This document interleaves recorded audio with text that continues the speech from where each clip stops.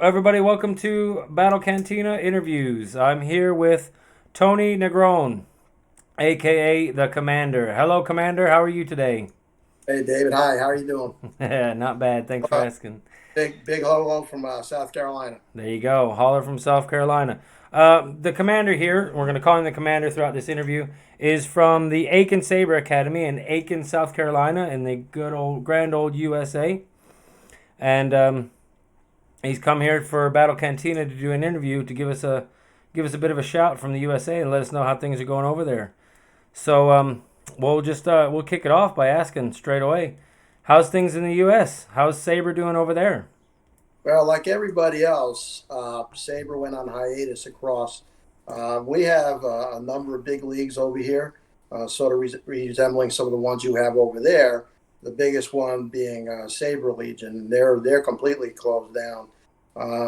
Pretty organized group. They've made it pretty clear they're broken down into charters. So they have a charter rep in every single state. Yeah. It's all volunteer. Big, well-run organization. I was a charter member for South Carolina for a while.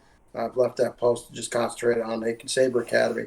Lightspeed Saber League is another big one here, mostly the West Coast, but we're also a base for them. They call them bases instead of charters, and Okay. they're generally pretty much starting to reopen. California is probably the worst state in the country right now because of the pandemic, but South Carolina is probably in the top seven.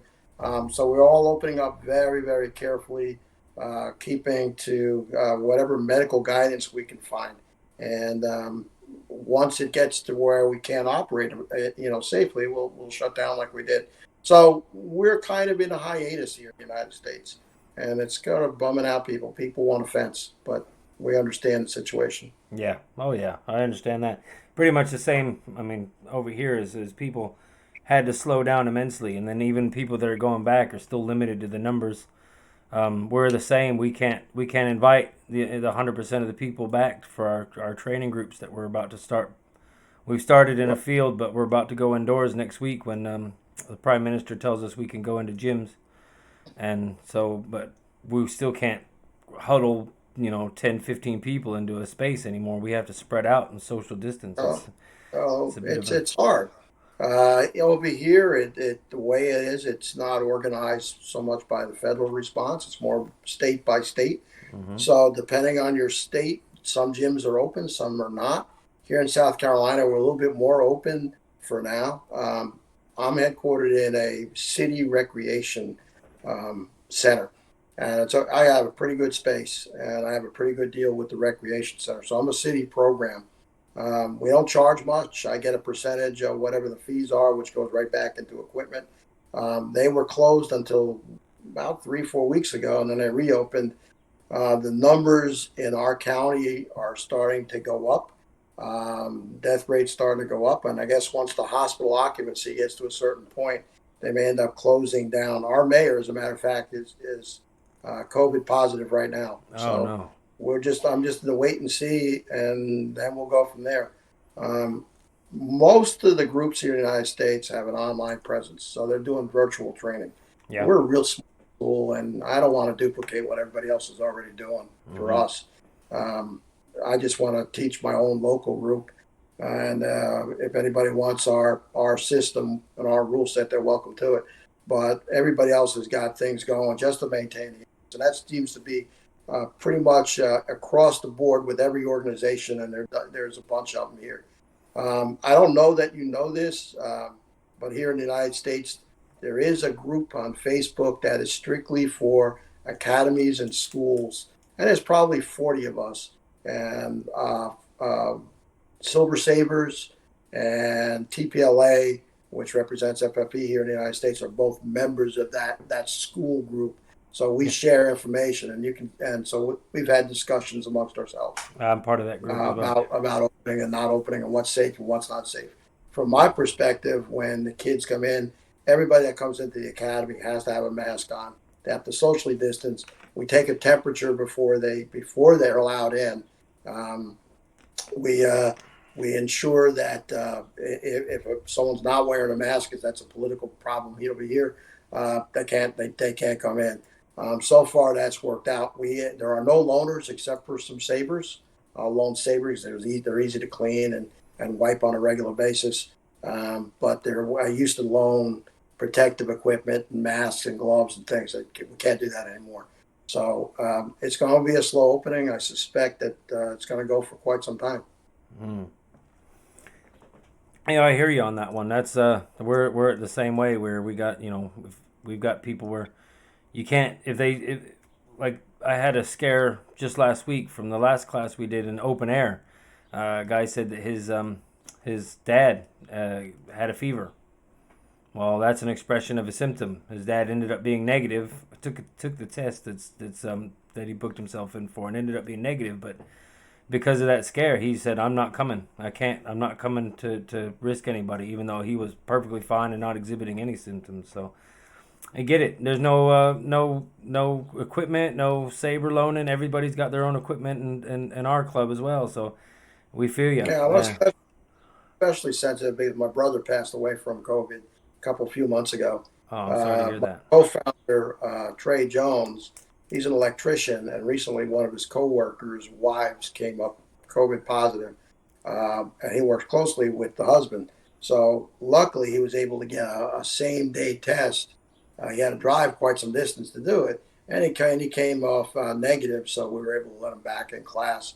But he has four small children, so he's extremely cautious. We all Of course. have issues with our family, with some family members. So everybody's being careful, but we're back in business and we're opening and we're posting online on our in our. We just recently passed 700 members, I think, yesterday Wow, in our Facebook group. So that's a pretty good size organization. that's pretty good. I hear you about the online presence though, and I do know that a lot of people are putting their lessons online, and that's really really good. I'm glad to see that schools are still active, but like I totally hear you on the not wanting to do it yourself because we didn't really take that route as well.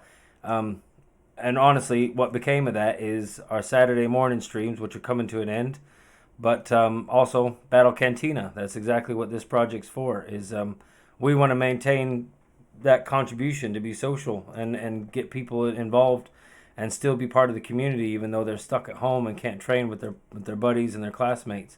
So just throwing that out there that that's something that we took. That's a path we took as well, but we took it in the form of Battle Cantina to be part of the community. So Well, as soon as I heard about you guys, I had to salute what you're doing.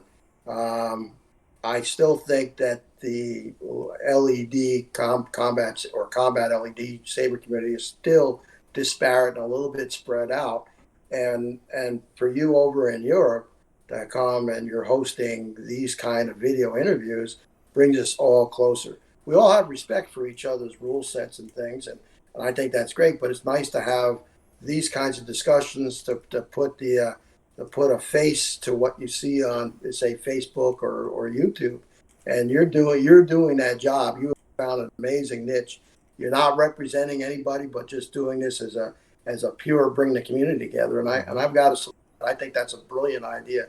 I'm a big fan of Faisal Mian over there. We've had many a discussion online together.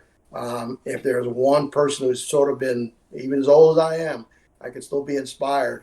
It's by him and what he's doing with LSOT and the Silver Sabres. I really like the guy. I think he is well thought out. He's kind of a throwback to the old warrior poet, and I like that about him. We haven't adopted. We'll talk some more about our rule set, but I think he's on to something as far as how you run a school and what you need to do. So a big shout out to him. I through him I was introduced to JQ Sabers. You know those folks, oh yeah, JQ Sabers. All right, and yep, Susan, yeah, Susan, and I had corresponded for quite a while. I was sad to hear that she passed away. yep. I have I have one of her sabers. Was probably one of my favorites. I have an Excelsior, and I just absolutely love that saber. And I like the her Excelsiors. Yeah, I mean, we had her and I had corresponded for probably 6 months. I was well aware of she had medical issues. I had no idea, but I've got to say, as far as the Saber community, that's a big presence that we're certainly gonna miss now. Hmm. Was an amazing woman. I certainly am saddened by her passing. Me too. That's So big personality amongst the Saber community. That was everybody's heard of her. If you've heard of a LED Saber in the UK and obviously beyond now, um, you've heard of Susan from JQ Sabers, and so yeah. yeah, yeah. I mean, we over here we get a little tunnel vision, and we don't consider Europe. Well, there's some good things coming out of Europe, and there's some good things coming out of the U.S. So, I mean, it's great that you're kind of tying us together. I really appreciate that. Well, I appreciate you saying that out loud. That's really nice of you to throw out there. But let's not flatter me too much in this interview here, bud. In this chat. So let's talk about Saber in the USA. I mean, we definitely need to recognize there's a pandemic, and we recognize the measures we're taking to prevent ourselves from putting ourselves in danger. But let's talk about what the USA was like for Saber before the pandemic. Let's talk about it as if it didn't happen yet. You know what I mean? Absolutely. And see How what's going to about happen maybe for the how about I future. run you? Yeah, let me run you through my journey to this, Yeah, and sounds that good. allowed me to learn about the community here in the United States. So, as I said before, I'm a retired military officer, and I retired from teaching junior ROTC in high schools. And I've explained to you what junior ROTC is here. Mm-hmm. Um, After retiring from my second career, I wanted to continue working with kids. I just didn't want a school district or a military organization telling me what to do. And so I had a former student, Trey Jones.